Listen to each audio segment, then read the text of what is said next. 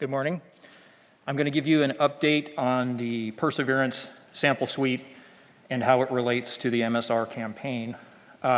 This is given on behalf of all the co-authors that you see here and also on behalf of the entire Mars 2020 science team. Perseverance has been on Mars for just under 3.5 years. And in that time, we have essentially completed the investigation and sample collection from the rocks that infill Jezero crater. We are about to embark, probably towards the end of the summer, on an entirely different geological investigation of the crater rim and beyond up on the Nili Planum, and you'll hear more about that in the talks that follow. In this 3.5 years on Mars, we have acquired 28 sample tubes. That means we have 13 yet to go. And of that 28, 10 of the tubes were placed in the Three Forks cache as a backup plan for MSR, and the rest remain on board Perseverance. Now, before I get into a specific discussion of what I think are the most interesting samples in this suite, I want to make a few points about MSR, and in particular how the Perseverance suite relates to MSR. I think everybody in this room is well aware that MSR has run into perhaps not unexpected technical challenges. It is an extremely difficult thing to do. And as a result, there are questions about when and perhaps even if the Perseverance suite will be brought back to Earth. I know nothing about that. I can't comment on that. But what I can comment on is the fact that these technical challenges have led to public statements about MSR science that I really think we need to correct. And I want to try to do that. I think many of you in this room know the points that I'm going to make. I suspect many of you, maybe even all of you, agree with the points that I'm going to make. But I'm going to say them anyway in the hopes that the science community can speak more forcefully about the unique importance of bringing samples back to Earth. I'm not going to dwell on the multiple decadal surveys which have prioritized MSR from the science community, other than to say that's why the Perseverance mission exists. Instead, I want to make a few statements that I think motivate sample return. And then, as I said, I'm going to illustrate these points with a handful of samples that we have collected. So the first point I want to make is that the sample suite that is on board the rover will provide answers to longstanding and critical questions about Mars. Those questions have been raised after years of investigation, some of it by people in this very room. These are the longstanding and critical questions, and they are longstanding because they are either difficult or impossible to answer from spacecraft. I'm not trying to denigrate spacecraft science. I'm just saying it has its limitations compared to what could be done in a laboratory. Now, a related aspect of this is that these answers to the longstanding and critical questions, when samples come back to the Earth, they can be answered with an appropriate level of scientific definitiveness. It's very different than the most likely interpretation of this rock is X. This rock is, based on all the evidence we have, compellingly an X. This is a really important difference between what you can do in a laboratory and what you can do with a spacecraft. And it's partly because instrumentation is better on Earth and likely always will be.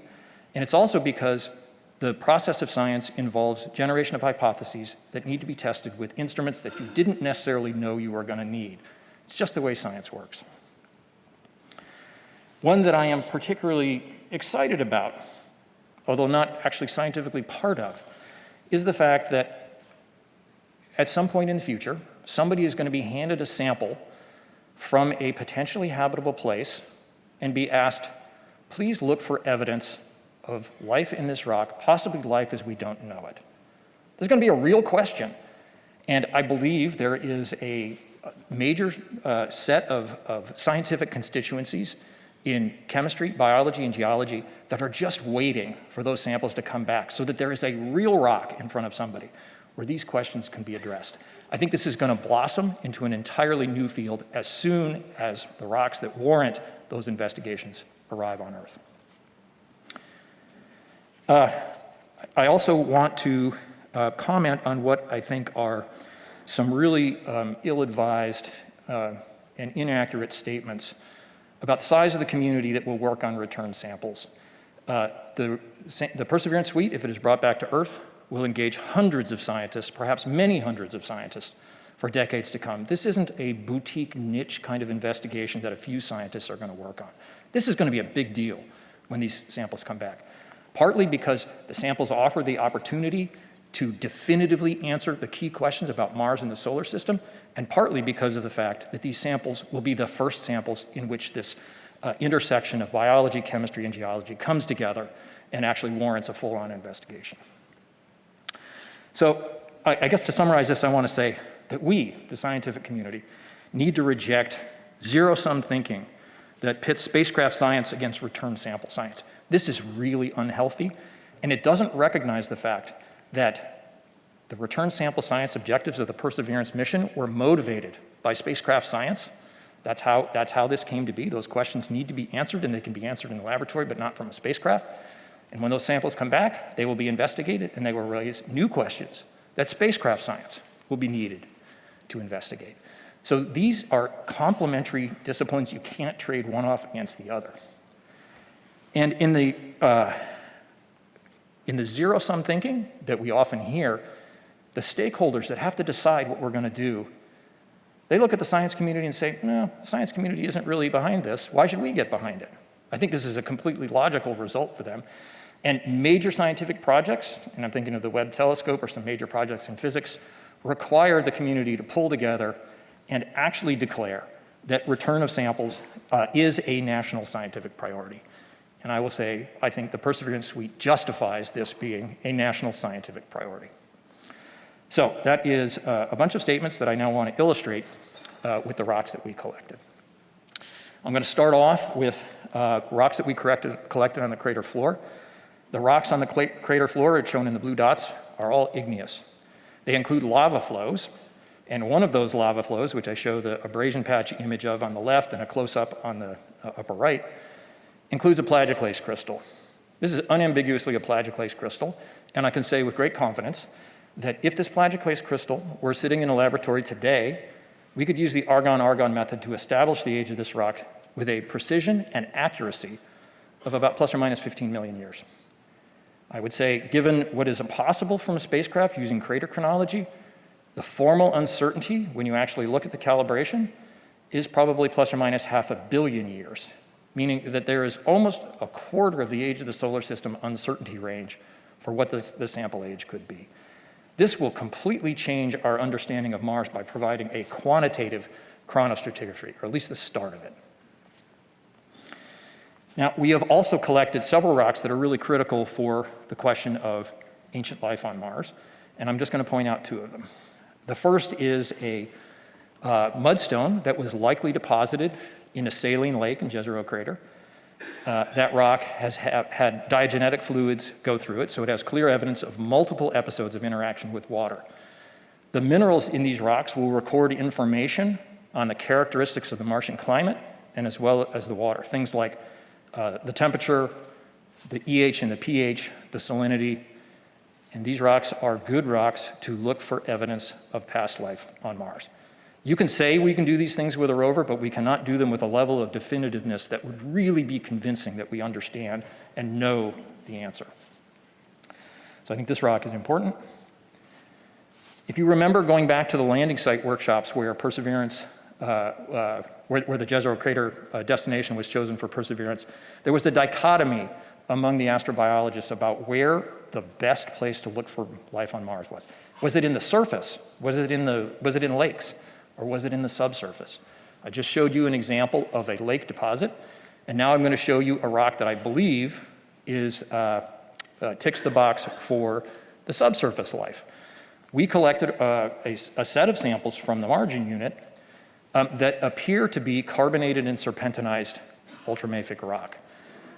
So we know that these rocks consist of olivine, silica, carbonate, and very likely serpentine. And it's a logical question to ask, was this a habitable subsurface environment that could have produced hydrogen or methane to fuel microbial life, a completely independent environment that life could have existed in on Mars? And is there any evidence of life in this rock?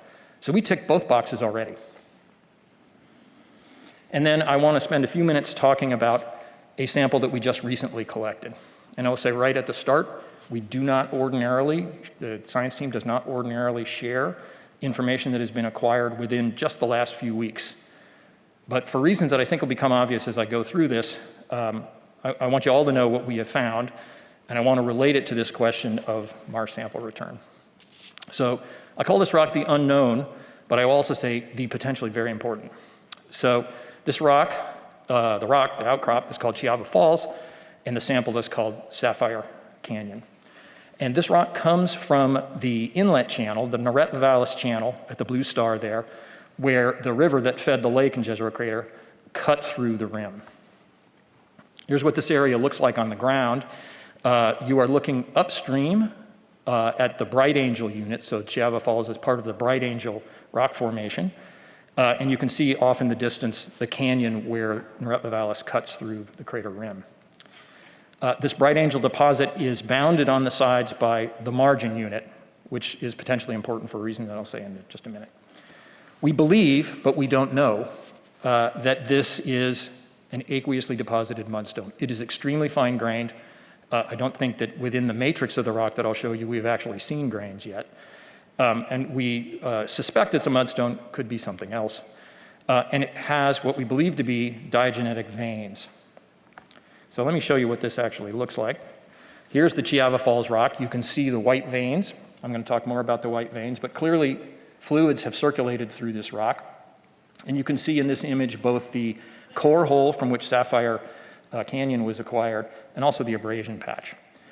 And you can also see that this rock is hard up against the first rocks that appear to be the transition from the Bright Angel formation into the margin unit.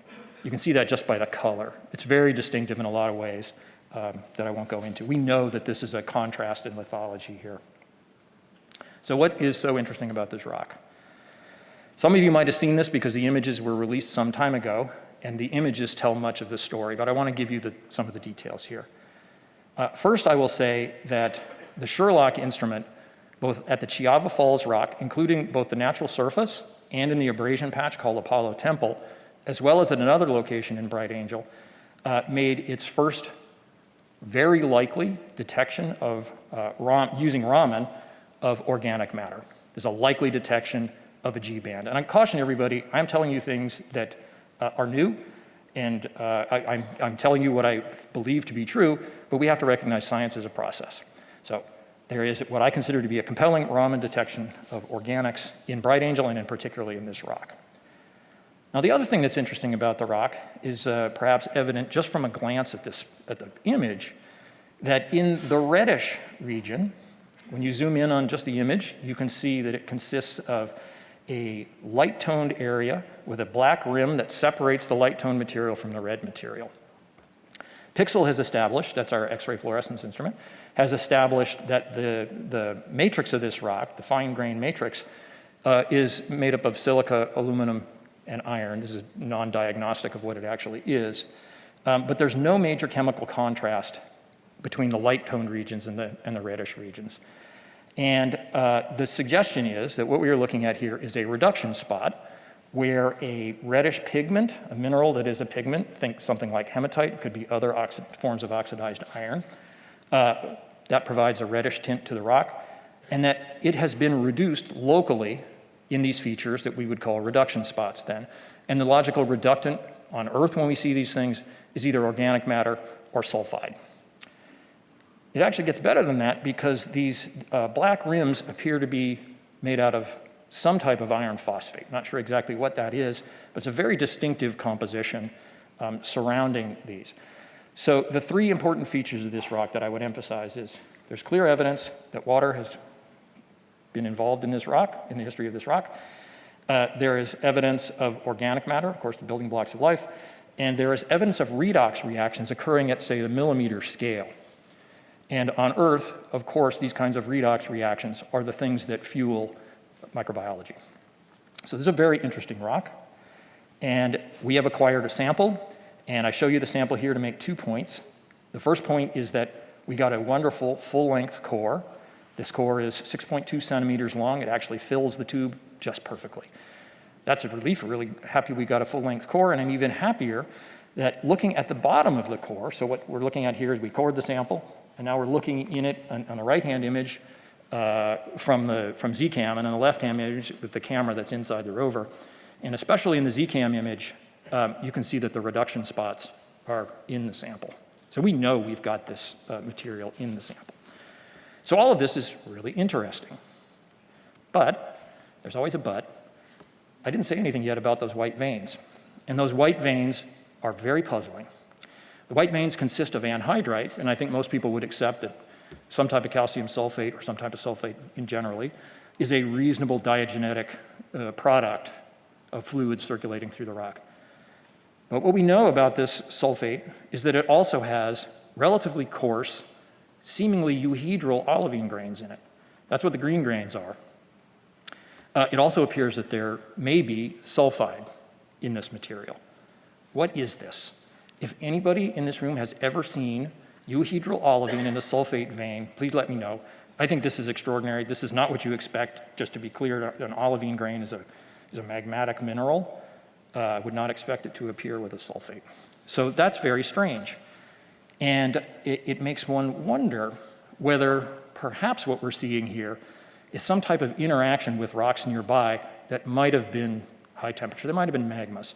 So perhaps we're looking at some sort of contact metamorphic environment in which high temperature fluids injected a slurry that included olivine crystals. I'm just making that up. But I want to make the point that all of the things that I just showed you could potentially be related to contact metamorphism.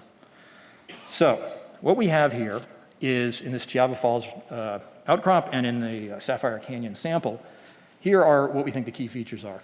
It's likely an aqueously deposited mudstone containing widely dispersed organic matter at fairly high local concentration. And the point that I'm making here is the Sherlock instrument is not as sensitive by a significant amount compared to terrestrial instruments. And I would conclude from this that this rock will have abundant organic matter for terrestrial observations. And this is the first rock where I think we can say that. It has evidence for redox reactions occurring over millimeter length scales, the importance of which is that this demonstrates redox chemistry that on Earth is often associated with life. And it includes this interesting iron phosphate that I think tells some of the story yet to be worked out. But I also think that an iron phosphate is very likely datable because phosphates tend to concentrate elements like uranium.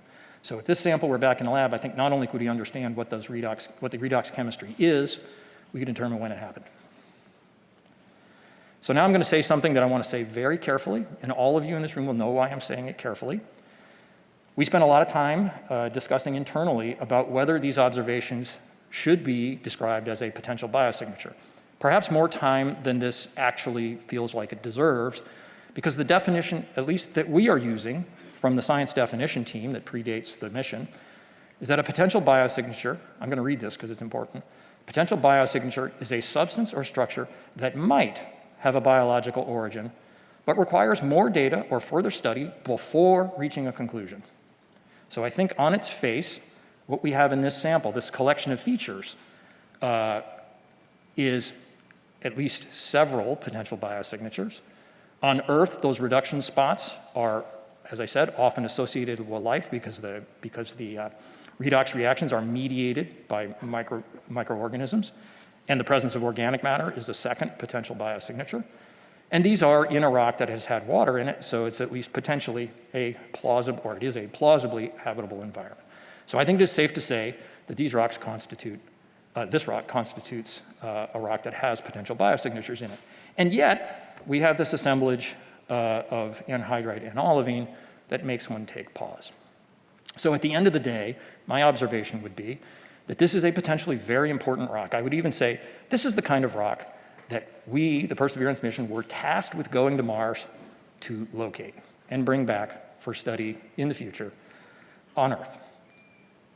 The complexity of this rock, though, cannot really be addressed in a way that I think we will all find compelling until we have the ability to do all sorts of additional kinds of observations. Some of them extremely simple, but just impossible on the rover. For example, make a thin section and understand the order of events that occurred within this rock. This is the kind of thing that can be done on Earth, cannot be done from Perseverance and likely cannot be done with, in any realistic way with a spacecraft. So I think this sample is probably the strongest case, or I say is the strongest case that we have for why sample return should go forward.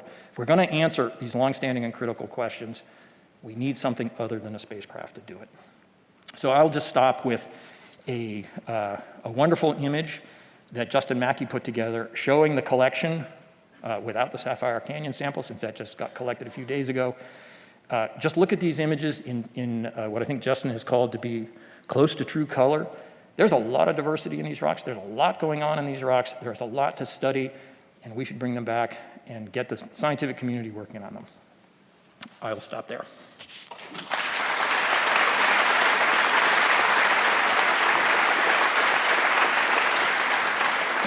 Thank you, Ken. We now have about 9 minutes for questions. I just ask that everyone to remember to please come up to the microphones here in the center aisle, state your name and affiliation, and I might take the chair's prerogative to kick us off with the first question.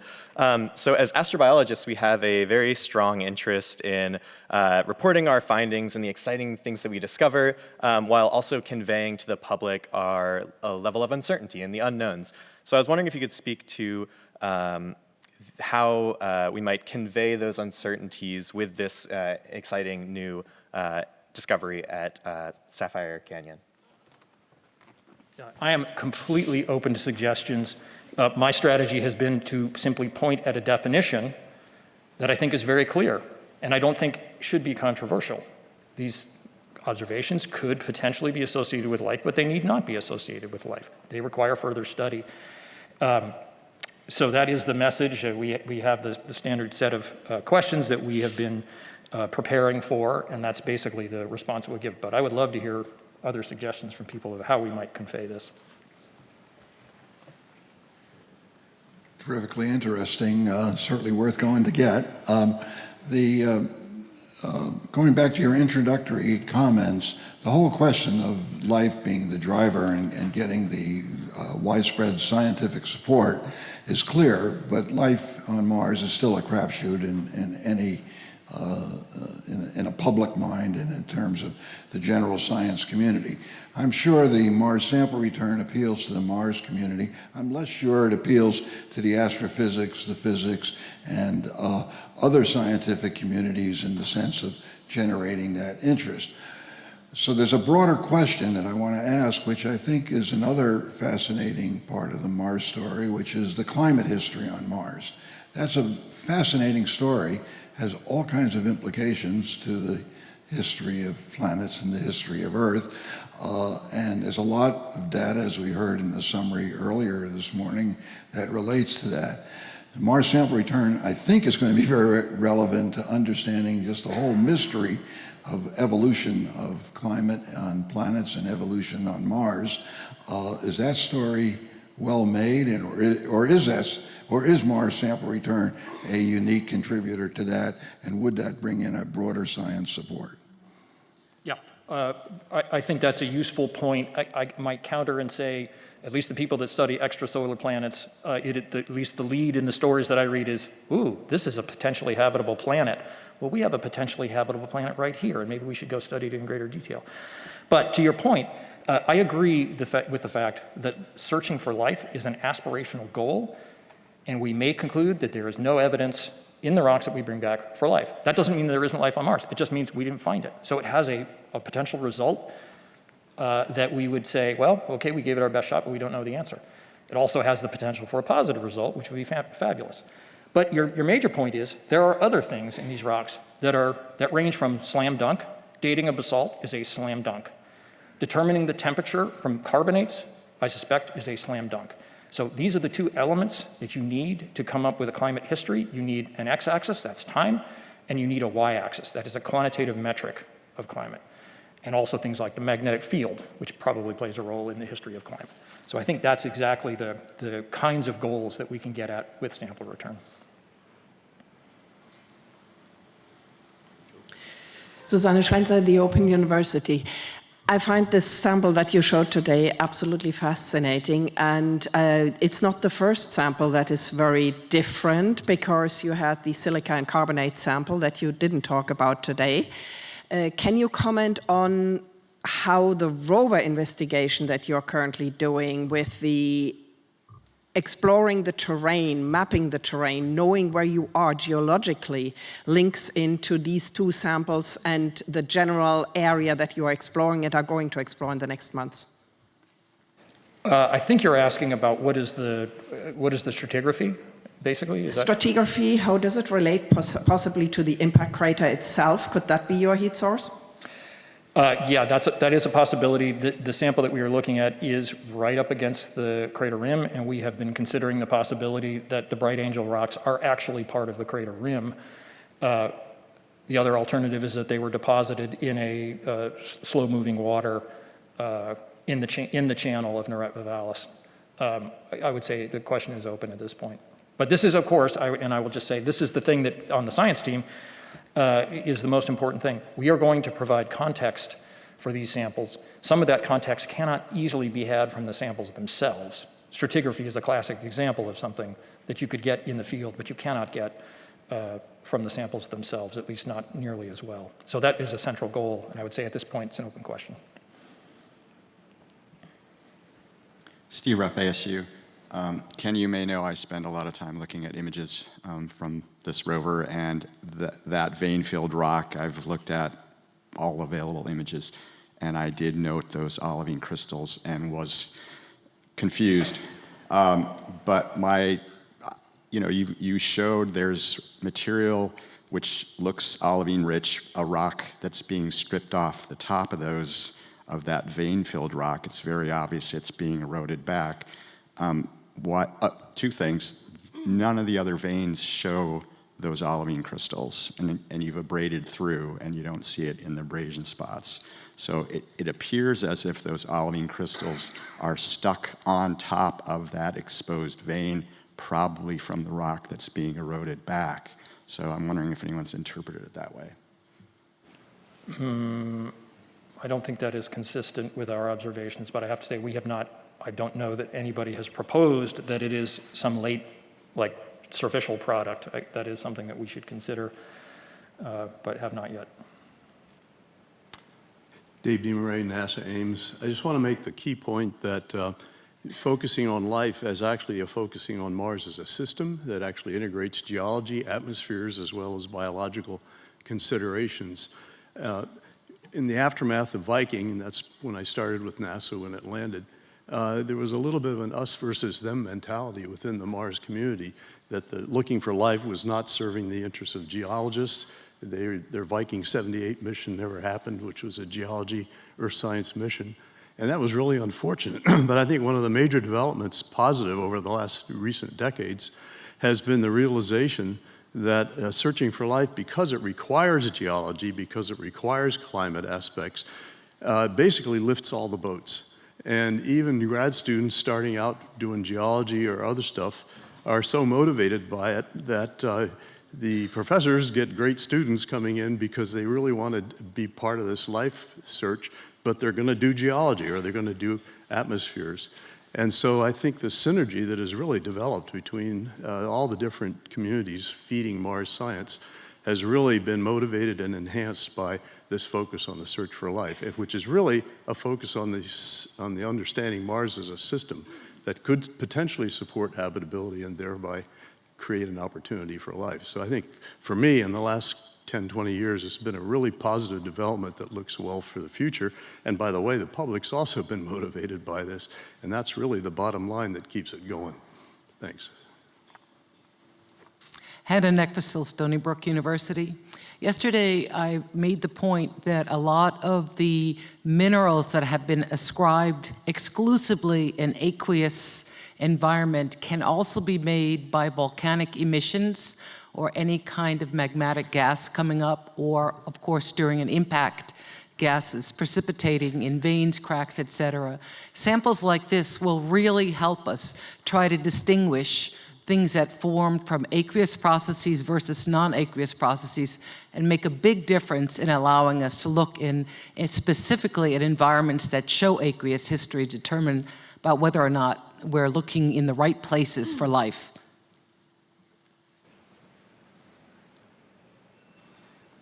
Jim Head, Brown University. Ken, superb results, and kudos to the Perseverance team.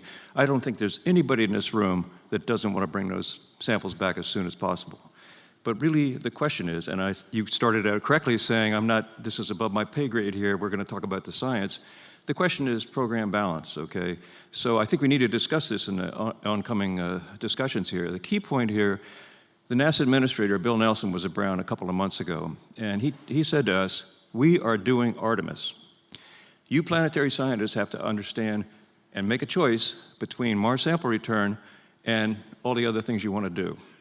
And I don't like that kind of choice, okay? But the key here, I think, as we look to the future, is today, like future, is to figure out a way that we can do a balanced program. Everybody wants the samples back. I mean, everything you say is just absolutely enticing and true. I would like to do a hand count, but I think everybody would support getting them back as soon as possible. So how do we do that and maintain a balanced program? And I think, that goes across the solar system, okay? So that's the challenge for us. It's not your challenge. I mean, I think you're doing the right thing by marshaling all the arguments for bringing them back, and we all agree with those. But that's what we need to be discussing in the next few minutes or days or whatever. I would just say, too, that if people don't appreciate that, we have a dysfunctional Congress. We have a downtrend in the NASA budget. If you decide to have a heroic name for Mars sample return, make sure it doesn't start with a V. Veritas, Viper. Thanks. All right, I have two comments because I think this gets to the crux of what I was getting at. First of all, this is what I would consider to be the zero-sum assumption. I don't think we live in a zero-sum world. I think if we provide a compelling explanation for what these samples could do when they come back, collectively and compellingly, the money will be made available. It is a small fraction of the Artemis budget. It demonstrates some of the technologies that will be necessary for Artemis. It reduces risk in terms of the hazards that might be on the Martian surface. And it does great science. I think this is a winning thing. And if we wish to draw back into, well, my mission got canceled, and that's because your mission ate all the money, we're going to lose. And I just think this would be an unfortunate state of affairs because in the long run, the reason, at least my opinion is, the reason Mars has been special for decades was because someday we were going to do this thing. And if we are not going to do this thing, one should wonder whether Mars is going to continue to be special. Sure, it'll be special as a destination for astronauts. You all can have your own opinion about when the astronauts will actually arrive. Is an even smaller percentage. I would just add to that Viper is an even smaller percentage of the Artemis budget. It's like nothing, okay? And I just think, it's a question of timing, okay? That's it, the balance. Not at all costs we bring them back right away, or, we need to figure out how to do it in a balanced way, that's all. And I hope we can find that, okay? And nobody, I think, is against bringing them back at all. I mean, my God, that's idiotic, okay?